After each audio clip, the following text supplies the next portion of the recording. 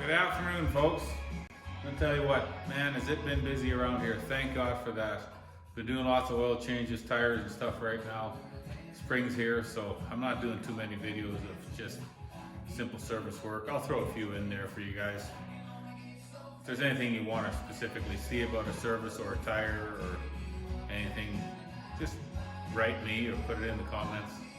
Today we got this late 90s, early 2000s Dyna. We're gonna be ripping off these fancy little dual exhausts that are all busted up, pitching them in the garbage, and then we got a 2-in-1 exhaust system, Vance and Hines Pro pipe we're gonna throw on this bike. And then we're gonna flush the brake fluid. It's a pretty easy job, not much to it, but I'll make a video and show you guys. We're gonna go around and pull all these heat shields off. Now we got our heat shields out of the way. Take a 15 mil or a 9/16 socket. That's what most of these clamps from Harley are for your pipes and slip-ons. And we're gonna pull these slip-ons off. Then once you get your slip-ons off, there's a support for your head pipe underneath the motor here, for the rear pipe right here, and these factory pipes. I'm gonna pull those off. Each head pipe will have 2 1/2-inch fine thread nuts at the flange here, holding the head pipe to the head. Then we're going to take these 2 nuts and 1 bolt off to get this rear support out of the way.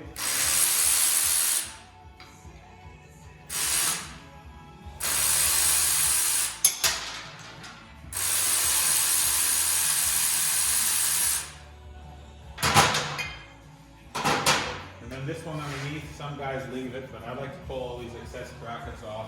There's a couple Torx bolts in the bottom into the block. And before you throw these head pipes away, you want to save these flanges. Put a pair of safety glasses on, get some of these flat blade snap ring removers, and pop those off carefully. Save those like that. Make sure you get into a good habit. Take a pick and remove your old exhaust gaskets. Get into a good habit to never reuse them. Doesn't matter if you have a carbureted bike or a fuel injected bike. If you have any sort of an exhaust leak, your bike will never run properly and you'll have a heck of a time ever getting it tuned. Now we've got our bike stripped. I'm going to take these newer OEM style tapered exhaust gaskets, just push them in carefully by hand.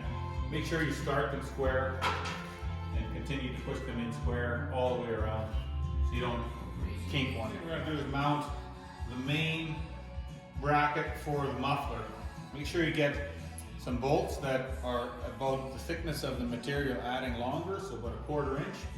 Use a little red Loctite. When you put these on, don't over torque them.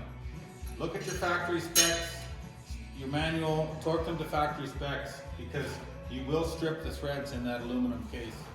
Now we're going to hang our head pipe, and if this was a brand new pipe, you'd want to lay down a rag so you don't scratch it.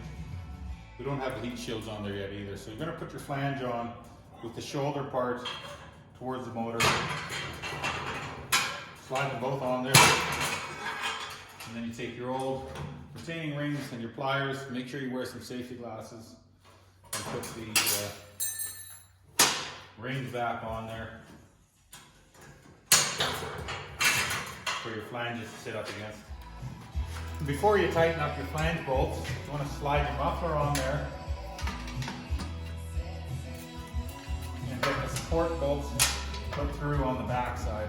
It might be a little tricky getting things lined up, but once you get that tight, once you got that all snugged up but not tight, now we're going to start by tightening all 4 of our head flange bolts. So then, once you've got those tightened up here at your flange heads, tighten your clamp here in the middle, and then tighten them up here on the end. Why do we want to tighten that all up in such a process? Well, first of all, we want exhaust to seal 100%.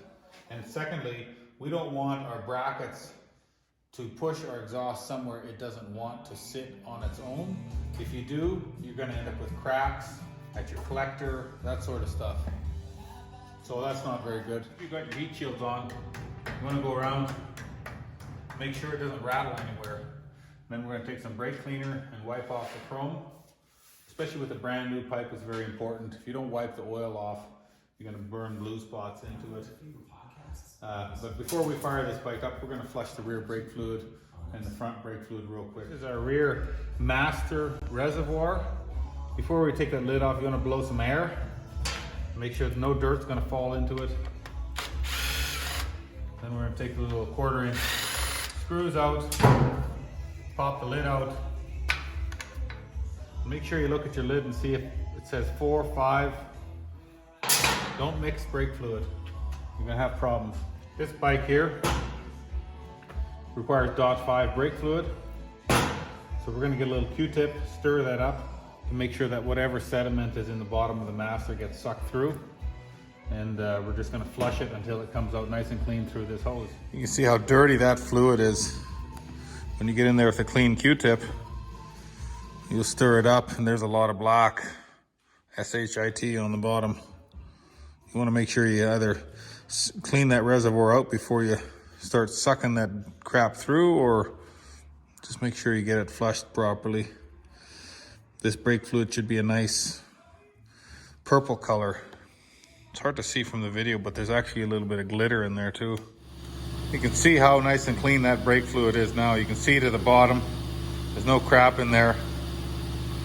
I'd really like to see everybody change their brake fluid at least every 2 years. All right, now that we got pipe back on, we've got to wipe down brake cleaner so there's no oil on it. Brake fluids are done. I'm gonna fire this old girl up. See how she sounds.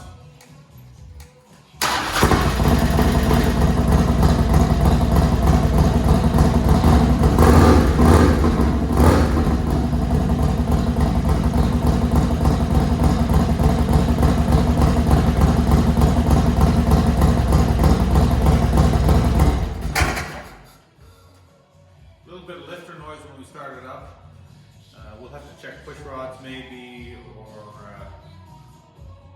change out these lifters if they're bleeding down overnight. If you ever have a lifter that's making noise like that and it doesn't go away right away, then please shut your engine off and don't ride it anymore.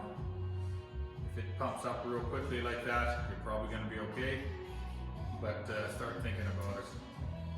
So thanks for watching today as we did the brake fluid for the front and rear, flushed them on this late 90s, early 2000s Dyna. Brake fluid is very important. If it gets dirty or you get water in there, you can't compress your brakes as hard as you can. You don't get as much stopping power. Plus you can gum things up. Brakes will stop working, they'll start dragging, they'll get hot, causing brake to fade.